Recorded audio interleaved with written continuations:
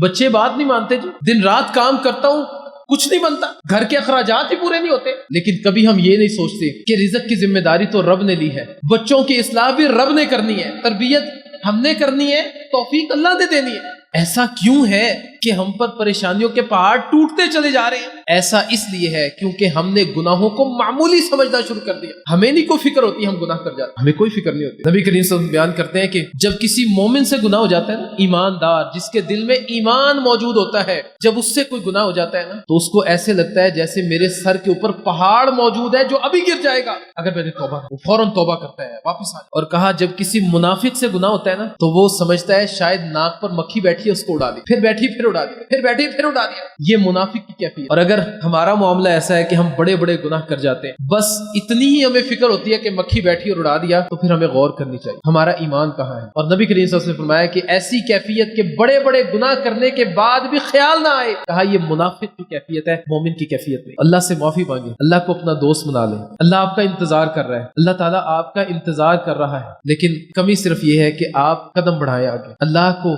اپنا دوست بنائیں، اس کو اپنا ولی بنا لیں، اس کو اپنا کارساز بنا لیں، اس پر توکل و بھروسہ کریں، وہ آپ کے سارے گناہوں کو معاف کر دے گا، نیکیوں کی سہولت فراہم کر دے گا، آپ کے مصائب کو دور کر دے گا، مشکلات کو دور کر دے گا، راحت کا سامان پیدا کر دے گا اللہ آپ کے لیے۔ اور اگر اس کے برعکس آپ اللہ سے دور گئے تو اللہ آپ کو اپنی حفاظت تک سے نکال دے گا، اور پھر کوئی بھی وما لهم من دون اللہ من ولی ولا نصیر، پھر اللہ کے علاوہ کوئی ولی اور کارساز آپ کا دنیا میں نہیں ہو۔ تو ابھی وقت موجود ہے، اللہ سے معافی مانگیں، اللہ کے سامنے گڑ گڑائیں، روئیں، اللہ تعالیٰ سے یہ عہد کریں کہ جو گناہ پہلے ہوتے رہے اللہ آئندہ نہیں ہوں گے، تو ہمیں توفیق دے تاکہ ہم مزید نیکیوں کے اندر پختگی حاصل کر لیں اور ہمارے نیکیوں کے شوق کو بڑھا دے۔ اللہ تعالیٰ سے دعا ہے اللہ تعالیٰ عمل کرنے کی توفیق عطا فرمائے۔